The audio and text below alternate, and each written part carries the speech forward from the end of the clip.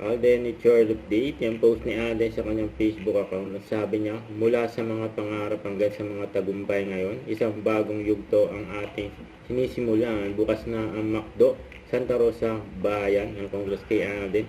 Ito yung video. Ang ganda ng McDo ni Alden, ang solid. Dami nagpunta dyan eh. Yan o. Mula sa labas hanggang sa loob. Mga kababayan ko po dito sa Santa Rosa, mula po sa aming lahat na bumubuo ng McDonald's Santa Rosa Bayan, nagpapasalamat po kami sa lahat po ng sumuporta since nagbukas kami kanina ng alas 7 ng umaga. Nakakasiguro po kayo na mabibigyan po namin kayo ng quality food and service with our new branch, ang McDonald's Santa Rosa Bayan. And nabigyan na naman po ako ng rason para bumalik at bumisita dito. Yan o. So, yung McDo ni Alden. Ang congrats. Dami na punta dyan, mga fans niya.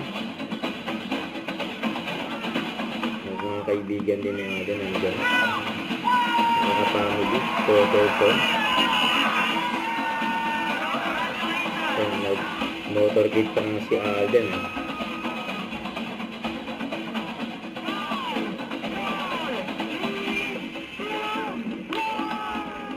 Nagpa-firework display din si Alden. Grabe yun. Congrats. Ready to experience Ito pa yung abangan kay And we Alden. can't wait for you to experience it.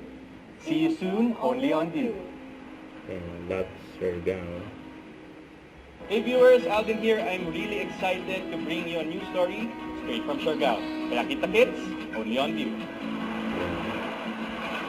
Ayan.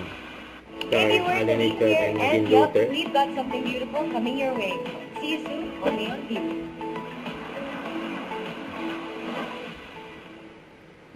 Don't forget to subscribe, click the notification bell for my update. This is Richard in Action Live. Stay tuned for more videos. See ya.